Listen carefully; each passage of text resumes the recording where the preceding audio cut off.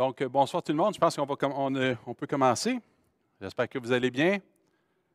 Bonsoir à ceux peut-être qui écoutent sur Internet. J'espère que vous allez bien aussi dans la chaleur de votre foyer, dans le confort de votre foyer.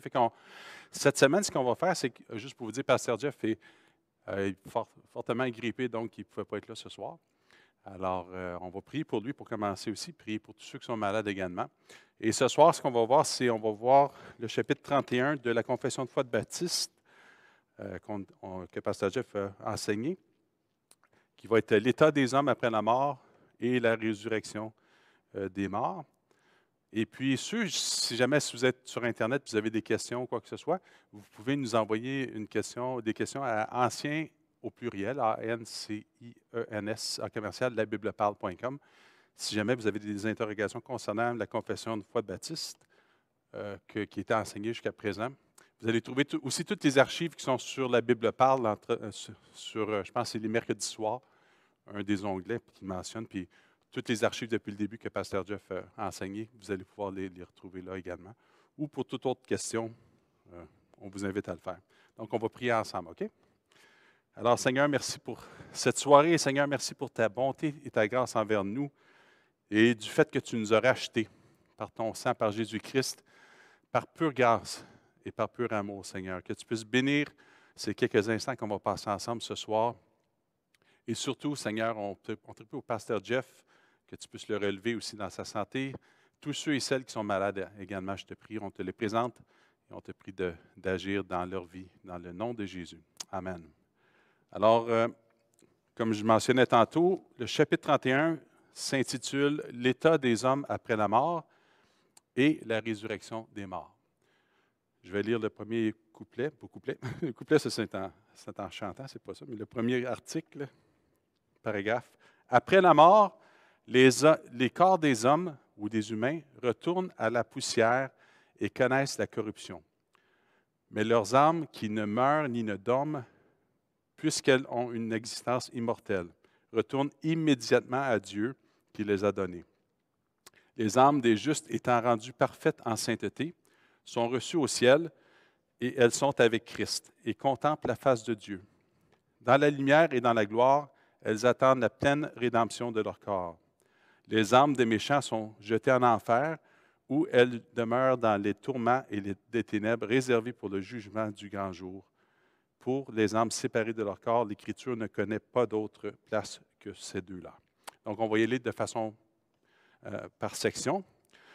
Le premier point qui dit « Après la mort, les corps des hommes, des humains, retournent à la poussière et connaissent la corruption. » Et ça, on peut le voir dans le Genèse chapitre 3, verset 19, qui dit « C'est à la sueur de ton visage que tu mangeras du pain, jusqu'à ce que tu retournes dans la terre, d'où tu as été pris. Car tu es poussière, et tu retourneras dans la poussière. » Alors ça, c'est vraiment suite à la chute de l'homme. On sait que l'homme est devenu mortel à cause de la chute, à cause de la désobéissance du péché, et l'homme était voué à la corruption, à la destruction physique et aussi éternelle. Mais par la grâce de Dieu, on sait qu'aujourd'hui, tous ceux et celles qui ont mis leur foi en Jésus-Christ sont rachetés, vont connaître aussi la mort, la première mort, qu'on peut dire la mort physique, mais ont l'assurance, par contre, qu'ils vont ressusciter des morts à cause de leur foi en Jésus-Christ. Puis ça, on va le voir dans la deuxième section de la résurrection des morts. Donc, premier point, c'est ça. C'est vraiment la sueur de ton visage que tu mangeras du pain jusqu'à ce que tu retournes dans la terre d'où tu as été pris. Car tu es poussière et tu retourneras dans la poussière. On peut le voir aussi dans Actes chapitre 13, verset 36, qui dit « Or, David, après avoir en son temps servi au sein de Dieu, est mort et a été réuni à ses pairs et a vu la corruption. » Encore une fois, c'est vraiment l'effet du péché. C'est le fait qu'on est tous soumis au péché, à la séparation d'avec Dieu.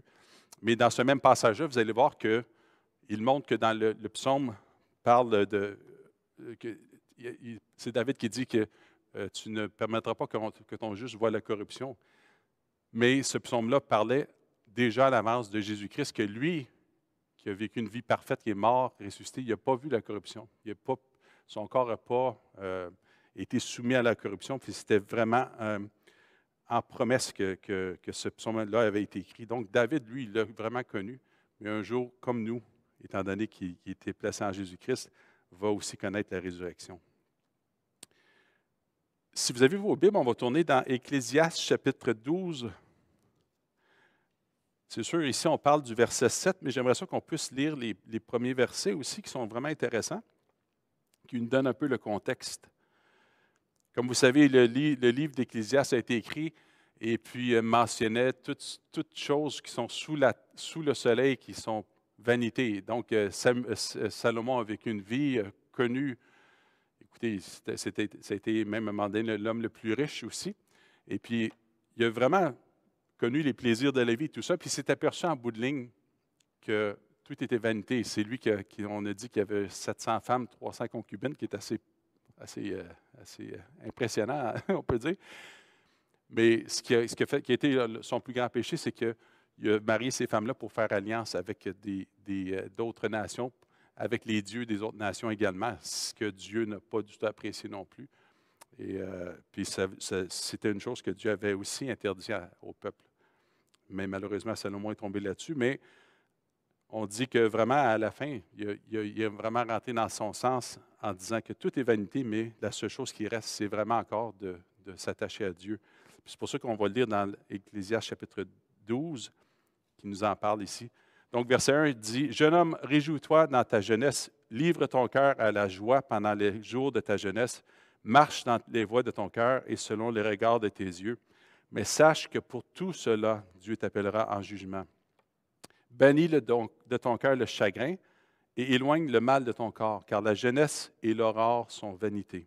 Mais souviens-toi de ton Créateur pendant les jours de ta jeunesse, avant que les jours mauvais arrivent et que les années s'approchent où tu diras « Je n'y prends point plaisir ».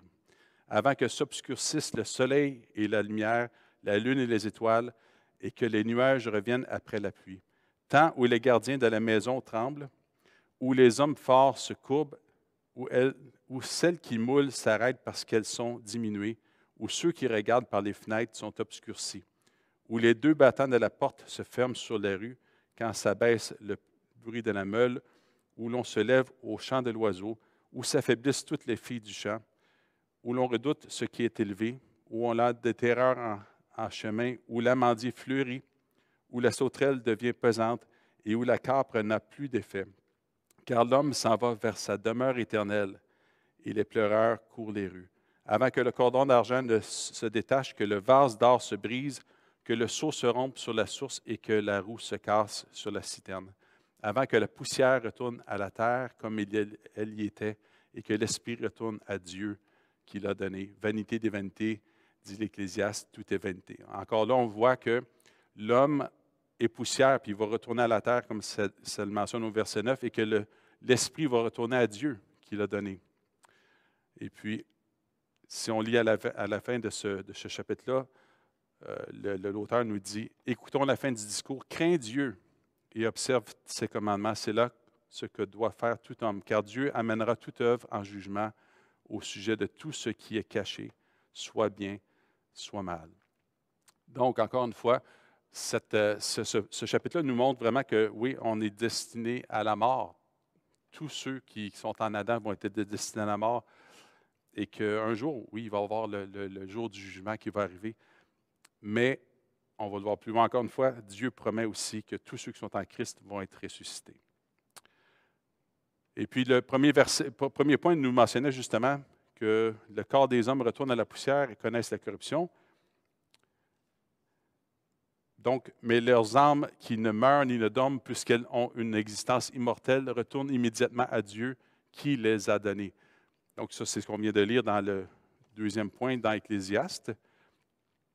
Et ça nous montre, dans le fond, que, en bout de ligne, c'est que ce qu'on appelle le sommeil, il y a un terme la Bible n'enseigne pas la question du sommeil de l'âme. Okay? Quand on parle de quelqu'un qui dort ou quelqu'un qui sommeille, dans la Bible, on parle de la mort, mais la mort physique. Jamais il est question d'avoir la mort, c'est-à-dire que l'âme va toujours rester éveillée. Fait que, aussitôt qu'une personne meurt, elle est soit dans la présence de Dieu, ou vient le jugement aussi, et va aussi, comme on le disait tantôt, dans les lieux, en enfer et tout ça. Mais un des versets qui nous le rappelle aussi, ça, qu'on se présente directement dans la présence de Dieu, c'est le brigand dans Luc chapitre 23, verset 43, qui dit « Jésus lui répondit, je te le dis en vérité, aujourd'hui tu seras avec moi dans le paradis. » Ça, c'est un des versets justement qui mentionne ici que les âmes des justes étant rendues parfaites en sainteté sont reçues au ciel, où elles sont avec Christ et contemplent la face de Dieu. Dans la lumière et la gloire, elles attendent la pleine rédemption de leur corps. Donc, encore une fois, les gens ne sont pas en train de sommeiller lorsqu'ils meurent, mais sont vraiment, sur ceux qui ont été rachetés, sont vraiment dans la présence de Dieu. Ils jouissent déjà de la présence de Dieu, même s'ils sont absents de leur corps. Un autre verset qui nous en parle, c'est dans 2 Corinthiens chapitre 5, verset 1, qui dit « Nous savons en effet que si cette tente où nous habitons sur la terre est détruite, nous avons dans le ciel un édifice qui est l'ouvrage de Dieu, une demeure éternelle qui n'a pas été faite de main d'homme. » Le verset 6 qui nous dit « Nous sommes donc toujours pleins de confiance et nous savons qu'en demeurant dans ce corps, nous demeurons loin du Seigneur. » Verset 8 « Nous sommes pleins de confiance et nous aimons mieux quitter ce corps et demeurer auprès du Seigneur. » Ces versets-là nous montrent encore une fois, si on est auprès du Seigneur, ça veut dire qu'on est aussi dans sa présence et on jouit de la présence de Dieu, de Jésus-Christ aussi, et ce n'est pas dans un état de sommeil que l'homme se retrouve, ou la personne, l'homme ou la femme qui est décédée. Philippiens 1, 23 nous dit « Je suis pressé des deux côtés. J'ai le désir de m'en aller et d'être avec Christ, ce qui de beaucoup est le meilleur. » Et dans Hébreux chapitre 12, verset 23, puis ça on va le lire, je vais tourner parce que j'aimerais ça qu'on lise un peu plus les versets précédents qui nous donnent un peu le contexte aussi. Hébreux 12, verset 23.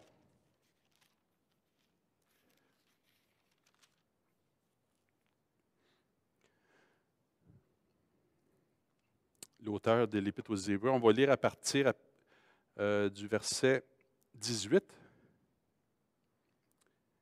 Vous ne vous êtes pas approchés d'une montagne qu'on pouvait toucher et qui était embrasée par le feu, ni de la nuée, ni des ténèbres, ni de la tempête, ni du retentissement de la trompette, ni du bruit des paroles telles que ceux qui l'entendirent demandèrent qu'il ne leur en fût adressé aucune de plus. En passant, de quel passage, de quel événement on parle ici lorsque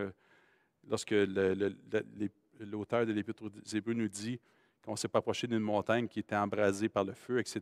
Est-ce que vous savez de quel événement on parle?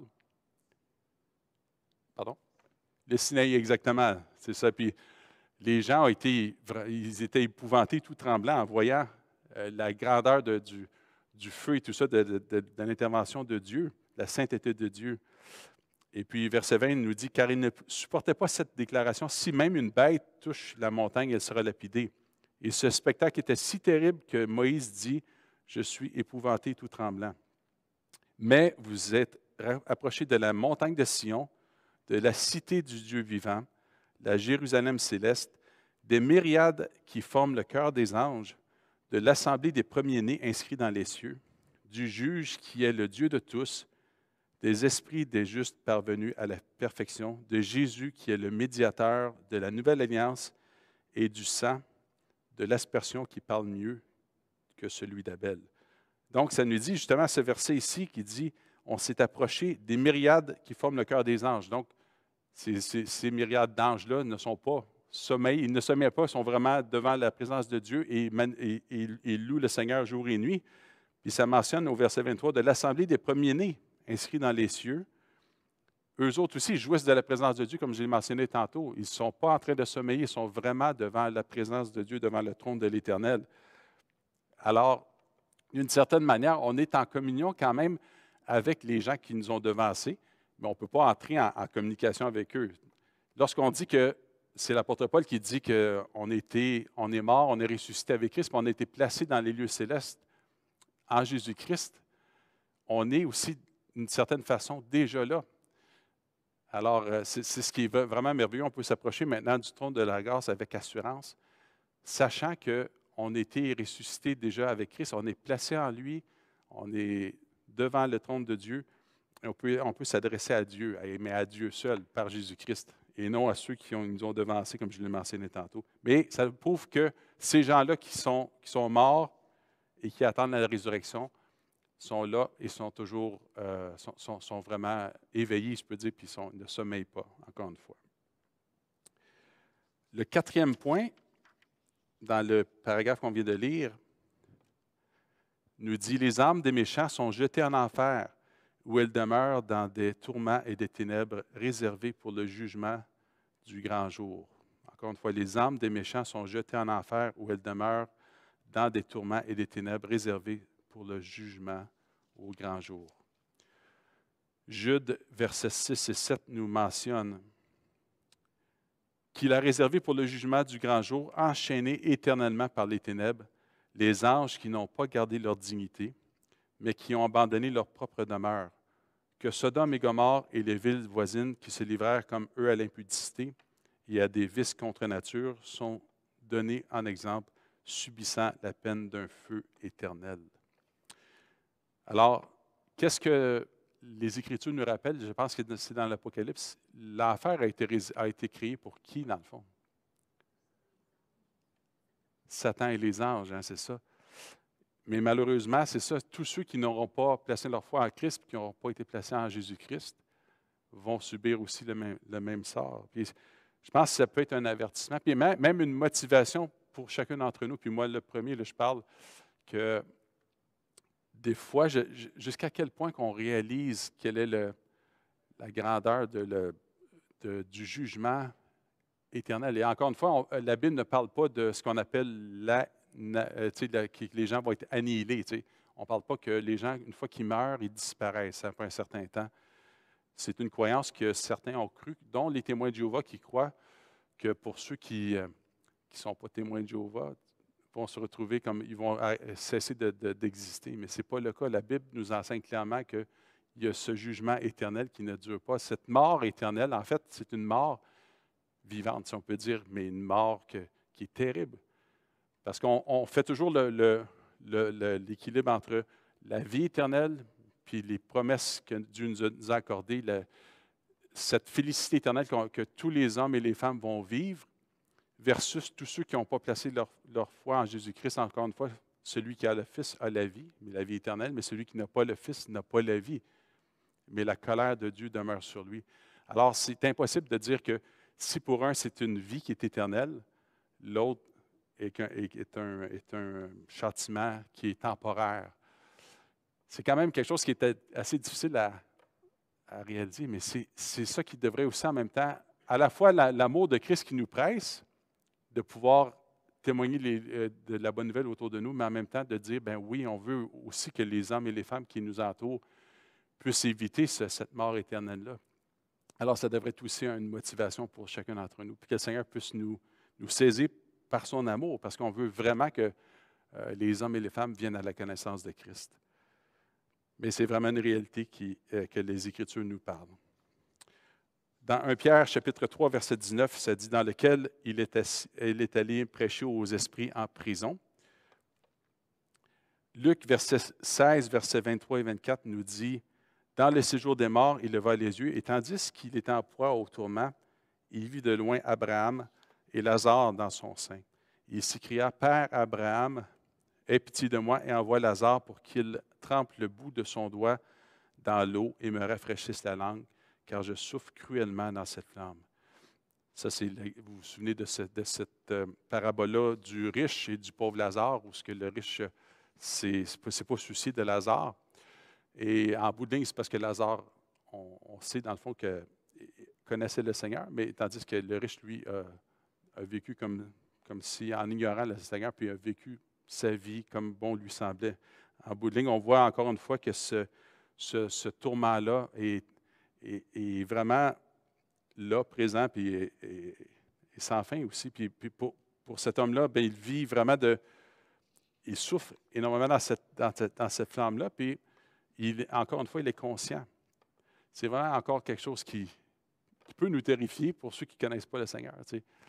Puis on peut vraiment demander au Seigneur qu'il puisse intervenir dans la vie de nos frères, nos sœurs, de nos familles également qui ne connaissent pas ou qui rejettent tout simplement le Seigneur.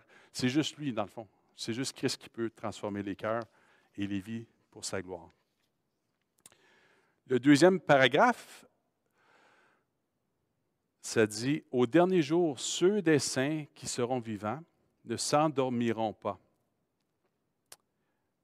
mais seront transformés. » Encore là, lorsqu'on parle de s'endormir, on parle de la mort ici, dans ce cas-ci. On ne parle pas d'un état d'inconscience, mais on parle vraiment de la mort, mais seront transformés. Et tous les morts ressusciteront avec leur propre corps et non point d'autre, bien qu'avec des qualités différentes. Les corps seront alors pour toujours à leurs âmes. Donc, si on revient au premier point qui dit « Au dernier jour, ceux des saints qui seront vivants ne s'endormiront pas, mais seront transformés. » Ça, vous pouvez le voir dans 1 Corinthiens chapitre 15, versets 51 et 52, qui dit « Voici, je vous dis un mystère, nous ne mourrons pas tous, mais tous nous serons changés. En un instant, en un clin d'œil, à la dernière trompette. La trompette sonnera, et les morts ressusciteront incorruptibles, et nous serons changés. » 1 Thessaloniciens, chapitre 4, verset 17. « Ensuite, nous les vivants qui serons restés, nous serons tous ensemble enlevés avec eux sur des nuées à la rencontre du Seigneur dans les airs, et ainsi nous serons toujours avec le Seigneur. » Donc, ces passages-là nous montrent qu'il va y avoir vraiment une dernière génération de gens qui ne mourront pas, mais qui seront transformés, si on peut dire, comme on vient de le mentionner ici. Et ces gens-là, c'est quand même une forme de résurrection, quand même, dans le sens que c'est vraiment la transformation du corps corruptible en un corps incorruptible aussi. Et ça va se passer vraiment à la dernière trompette. Donc, ceux qui sont morts en Christ vont ressusciter, incorruptibles, puis nous, on va être transformés. Tous ceux qui vont être encore vivants vont être transformés avec des corps aussi incorruptibles. Mais en même temps, pour ceux qui ne connaissent pas le Seigneur, comme je le répète, ils vont ressusciter, mais dans leur cas, ils vont ressusciter pour le châtiment éternel. Si on continue le deuxième point, qui est dans la deuxième partie du deuxième point, ça nous dit « Et tous les morts ressusciteront avec leur propre corps et non point d'autre. » Vous pouvez lire ça dans Job, chapitre 19, versets 26 et 27.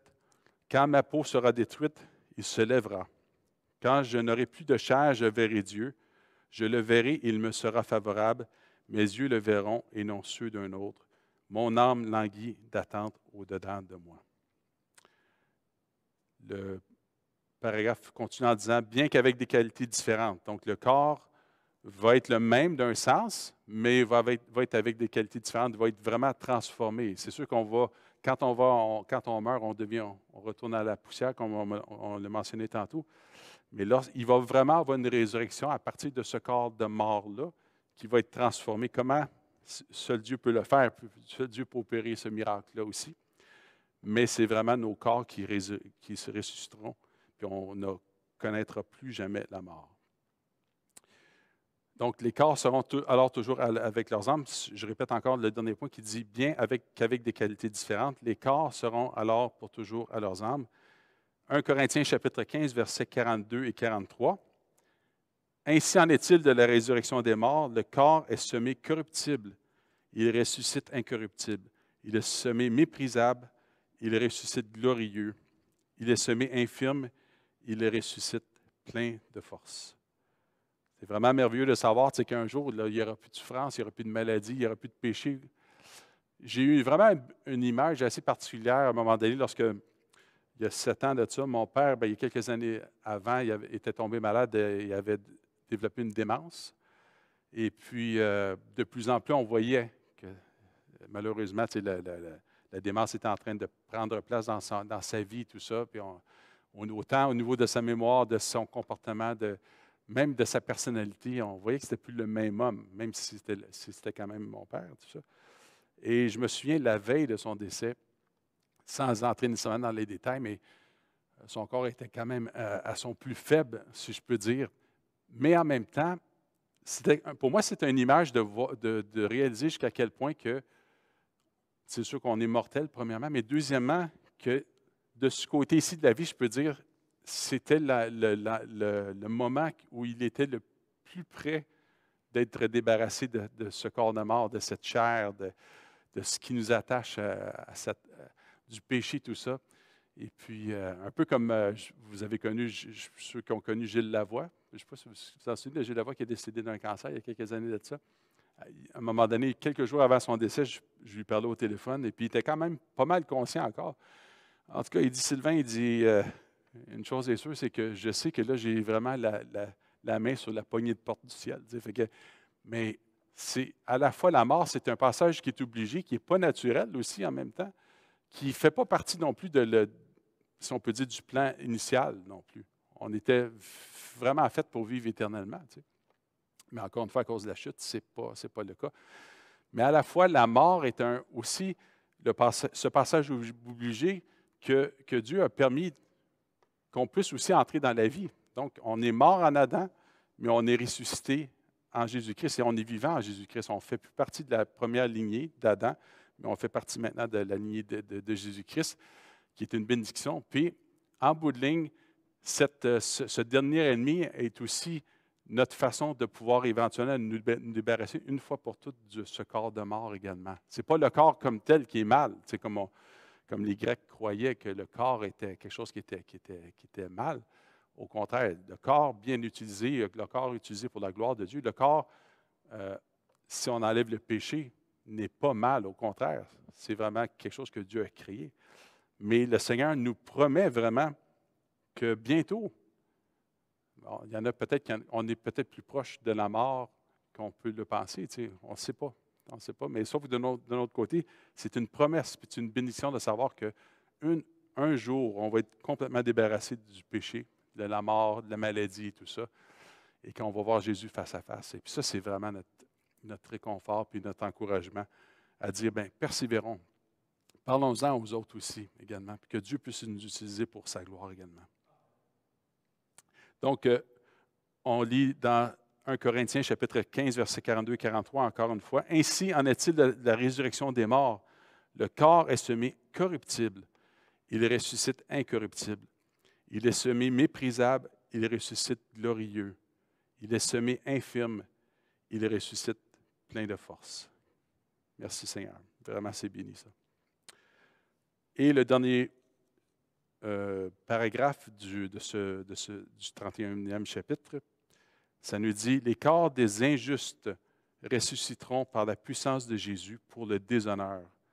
Les corps des justes par son esprit pour l'honneur et pour être rendus conformes à son propre corps glorieux. » Encore une fois, je répète, les corps des injustes ressusciteront par la puissance de Jésus pour le déshonneur, les corps des justes par son esprit pour l'honneur et pour être rendus conformes à son propre corps glorieux.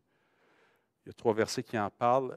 Actes chapitre 24, verset 15, nous disant « Et ayant enduit cette espérance, comme ils l'ont eux-mêmes, en parlant des pères de l'apôtre Paul, dans donc les prophètes et les patriarches aussi, et tous ceux qui l'avaient devancé, ayant enduit cette espérance comme ils l'ont eux-mêmes, qu'il y aura une résurrection des justes et des injustes. » Jean chapitre 5, versets 28 et 29, « Ne vous étonnez pas de cela, car l'heure vient où tous ceux qui sont dans les sépulcres entendront sa voix et en sortiront. Ceux qui auront fait le bien ressusciteront pour la vie, mais ceux qui auront fait le mal ressusciteront pour le jugement. » Quand on dit ici ceux qui auront fait le bien vont ressusciter pour la vie, quel est le bien qu'on doit faire? Est-ce que c'est en accomplissant quelque chose de bien qu'on est sauvé? Si on lit ce passage-là, ça peut porter à confusion. Hein? Exactement. Les œuvres un autre tantôt, Jésus répond, dit, l'œuvre que vous devez faire, c'est de croire en celui qui m'a envoyé aussi, de croire en Jésus-Christ, de croire en celui qui a envoyé son Père également. Donc, ce bien-là, c'est vraiment la foi qu'on place en Jésus-Christ. Mais ceux qui auront fait le mal, donc qui auront rejeté Christ, celui qui n'a pas le Fils n'a pas la vie, ressusciteront pour le jugement. Et le dernier verset qui dit, Philippiens chapitre 3, verset 21, « Qui transformera le corps de notre humiliation en le rendant semblable au corps de sa gloire, par le pouvoir qu'il a de s'assujettir toutes choses. » Et puis, juste en terminant, il y a une chose qu'il faut réaliser, c'est que la parole de Dieu, puis ça, je pense que vous l'avez entendu souvent, mais même au cours des chapitres précédents de la confession de foi, la Bible n'enseigne pas du tout le purgatoire, comme on pourrait le croire, et que certains peuvent le croire, comme la confession catholique peut le croire. Mais la Bible parle vraiment qu'une fois qu'on meurt, on passe déjà en jugement pour la vie éternelle ou pour la mort éternelle. Et dans le fond, de croire que le purgatoire existe, c'est aussi, moi, je crois, c'est vraiment de minimiser puis d'avoir vraiment une opinion, comment je peux dire ça, une mauvaise opinion de l'œuvre de Christ, parce que Christ a vraiment expié tous les péchés de ceux qui croient en lui. Alors, il n'est pas question d'avoir un endroit où on va devoir expier nos propres péchés après la mort. Ça n'existe pas. Puis au contraire, le Seigneur nous a vraiment, lorsqu'il nous a justifiés, nous a pardonné de nos péchés, passés, présents et futurs. Puis il faut croire que le Saint-Esprit aussi est là pour agir en nous, pour nous accorder aussi de demander pardon pour les péchés qu'on va commettre également. Mais dans son œuvre globale, le Seigneur a pardonné tous les péchés, puis il n'y a pas d'autre expiation qui doit avoir lieu. L'œuvre de Christ est suffisante une fois pour toutes. Et puis, donc, c'est clair que s'il y a un enseignement par rapport au purgatoire, c'est soit que ça vient de certains apocryphes, dont les livres de Maccabée, ou bien il y a aussi la question de certains versets qui ont peut-être été pris hors contexte également. Donc, un des versets que les catholiques vont souvent utiliser, c'est celui de quand on parle justement que l'œuvre de chacun va être mis au feu, là, c'est dans 1 Corinthiens chapitre 3, mais en bout de ligne, c'est vraiment l'œuvre qui va être jugée par Dieu. Les œuvres qui vont passer au feu, ça veut dire que c'est les œuvres qui ne peuvent pas subsister dans la présence de Dieu, mais les œuvres qu'on aura accomplies, donc l'or, l'argent, toutes les pierres précieuses, tout ça, qui sont représentées par les pierres précieuses, vont nous accompagner dans la vie éternelle. Donc, on aura aussi les récompenses des œuvres qu'on aura accomplies qui auront subsisté par le feu, mais la personne comme telle ne passera jamais par le feu comme telle. Mais c'est vraiment nos œuvres qui vont passer par le feu. Fait que, il n'y a pas une question de purgatoire pour dire bien, on doit justement expier nos péchés, passer un certain temps et tout ça. Fait que ça n'existe pas selon les Écritures également. C'est un peu court. Il est déjà 19h30. Il est seulement 19h30 plutôt. Mais la semaine prochaine, ça va être le dernier chapitre sur le jugement dernier, je pense que ça va être. Oui, le jugement dernier. Et puis, ça sera le dernier cours pour la confession de foi. Comme je vous dis, je vous invite à écouter les semaines précédentes qui sont sur le site de la Bible Parle, etc. Si vous avez des questions, encore une fois, vous pouvez nous faire parvenir par courriel. Et puis, à partir de janvier, février, on vous annoncera un peu plus tard quelle sera la prochaine étude biblique que Pasteur Jeff va apporter également, qui devrait être vraiment intéressante. C'est suite peut-être à certaines interrogations que les gens ont par rapport justement à différentes doctrines, qui va être vraiment, en tout cas, je n'entrerai pas dans les détails pour l'instant, mais vous allez voir en janvier ou février. On va pouvoir annoncer ça dans les prochaines semaines. Fait que, on va terminer par mot de prière. À moins qu'il y ait des questions. Si jamais il y a des questions, on peut toujours y répondre, tenter d'y répondre plutôt. Mais une chose est sûre, c'est que ce qui est vraiment béni, c'est que chacun d'entre nous qui avons placé notre confiance en Christ, oui, on va peut-être mourir physiquement, mais jamais on va mourir spirituellement. Et on a cette promesse-là qu'on va avoir ce corps qui va être glorifié et qui ne connaîtra plus la corruption. Puis surtout, on va être débarrassé du péché et de la maladie, tout ça, mais surtout, on va être dans la présence de Dieu une fois pour toutes et pour l'éternité, ce qui est notre grand réconfort et qui devrait être aussi notre moteur pour pouvoir enseigner, pour pouvoir apporter la parole à ceux qui ne connaissent pas aussi. Alors, est-ce qu'il y avait des questions? Non? Parfait. On va terminer par un mot de prière. Alors, Seigneur, merci pour ces quelques instants qu'on a passés ensemble et cette promesse que bien que si on va mourir un jour, Seigneur, on ne mourra pas on ne restera pas dans la tombe. Et comme Jésus-Christ est mort et ressuscité, a vaincu la mort, il va amener aussi tous ceux à sa suite qui sont morts en lui. Seigneur, comme il l'a dit aussi, Seigneur, lorsqu'il a dit que lorsqu'il serait élevé, il attirerait les hommes de la terre vers lui. C'est sûr, c'est par la croix, mais aussi, une fois qu'il est ressuscité, il nous a aussi introduits dans la présence de Dieu, parce qu'on a été placé en lui une fois pour toutes aussi. Puis on est dans ta présence actuellement, Seigneur. Même si on ne le réalise pas actuellement, même si on ne peut pas le sentir nécessairement, tu nous accordes vraiment cet accès auprès du trône de la grâce et de pouvoir vivre, Seigneur Dieu, de pouvoir s'approcher de toi, d'avoir cet accès sans aucune crainte. Avec assurance, on peut s'approcher de toi et te demander, Seigneur Dieu, de nous secourir dans nos besoins. Et sachant une chose, Seigneur Dieu, qu'un jour, tout ça va être vaincu, tous les péchés, toute la mort et tout ça va être vaincu à cause de Christ. On te demande vraiment, Seigneur, que tu puisses nous garder en toi et nous aider aussi à persévérer avec joie, Seigneur Dieu. Malgré les épreuves, malgré les maladies ou ces choses-là, Seigneur, bénis, Seigneur, ton peuple et merci de nous accompagner dans toutes choses. Merci pour cette promesse et cette espérance qui ne trompe point de la résurrection et qu'un jour on va être devant ta face. On te prie dans le nom de Jésus. Bénis tous ceux qui ont été ici présents ce soir. Accompagne chacun à la maison. Et Seigneur, on te prie en terminant, Seigneur, de bénir nos familles, ceux qui nous entourent, ceux qui habitent dans nos quartiers, afin qu'on puisse apporter le message de la bonne nouvelle pour ta plus grande gloire, Seigneur, afin que d'autres puissent connaître Jésus-Christ et la vie éternelle. Dans le nom de Jésus. Amen. Amen. OK. Bien, bonne soirée à tout le monde.